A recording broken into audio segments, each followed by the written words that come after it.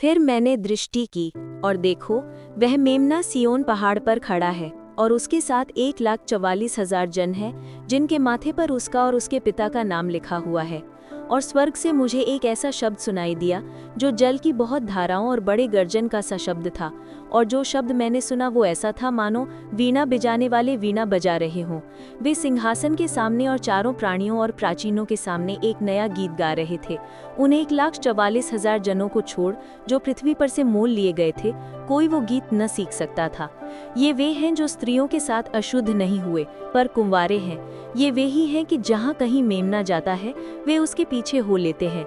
ये तो परमेश्वर के निमित्त पहले फल होने के लिए मनुष्यों में से मोल लिए गए हैं। उनके मुंह से कभी झूठ न निकला था, वे निर्दोष हैं। फिर मैंने एक और स्वर्गदूत को आकाश के बीच में उड़ते हुए देखा, जिसके पास पृथ्वी पर के रहने वालों की हर एक जाति और कुल और भाषा और लोगों को सुनाने के लिए सनातन सुसमाचार था। उसने बड़े शब्द से कहा, परमेश्वर से डरो और उसकी महिमा करो, क्योंकि उसके न्याय करने का समय आ पहुंचा है। और उसका भजन करो जिसने स्वर्ग और पृथ्वी और समुद्र और जल के सोते बनाए हैं। प्रश्न 1, मेमने के साथ किसको यूहन्ना ने देखा? प्रकाशित वाक्य 14:1। यूहन्ना ने सिय्योन पर्वत पर मेमना यानी यीशु मसीह को खड़े देखा और उसके साथ 1,44,000 लोग थे जिनके माथे पर मेमने का नाम और उसके पिता का नाम लिखा हुआ था। ये उनकी पहचान और परमेश्वर के प्रति संपूर्ण निष्ठा को दिखाता है। प्रश्न 2, नया गीत कौन गाए? पद 3, केवल वही 1,44,000 लोग उस नए गीत को गा सकते थे जिन्हें पृथ्वी में से छुड़ाया गया था। प्रश्न 3, नया गीत गाने वालों का स्वभाव कैसा था? पद 4-5, उनकी विशेषताएं।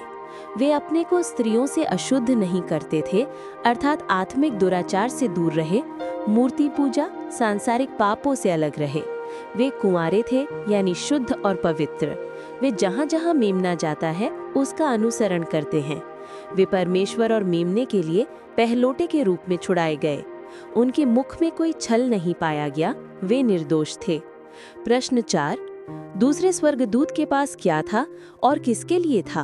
पद 6, दूसरे स्वर्गदूत के पास सदाकाल का सुसमाचार था ताकि वो उसे पृथ्वी पर रहने वालों, हर जाति, कुल, भाषा और लोगों को सुनाए।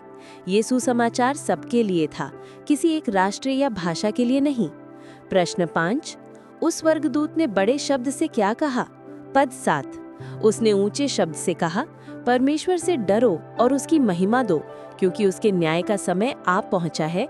उसी की आराधना करो जिसने आकाश, पृथ्वी, समुद्र और जल के सोते बनाए हैं। सीख और रिफ्लेक्शन। 1, मसीह के अनुयायी अलग और पवित्र होते हैं, वे संसार के पापों से अलग होकर जीवन बिताते हैं। 2, परमेश्वर का नाम माथे पर लिखा होना हमारी पहचान और जीवन शैली में उसकी गवाही देना है। 3, नया गीत केवल वही गा सकते हैं जो वास्तव में छुड़ाए गए और आज्ञाकारी हैं। 4, सदाकाल का सुसमाचार सब जातियों के लिए है, हमें भी इसे फैलाना है। 5, परमेश्वर का भय और उसकी महिमा मसीह जीवन का आधार है।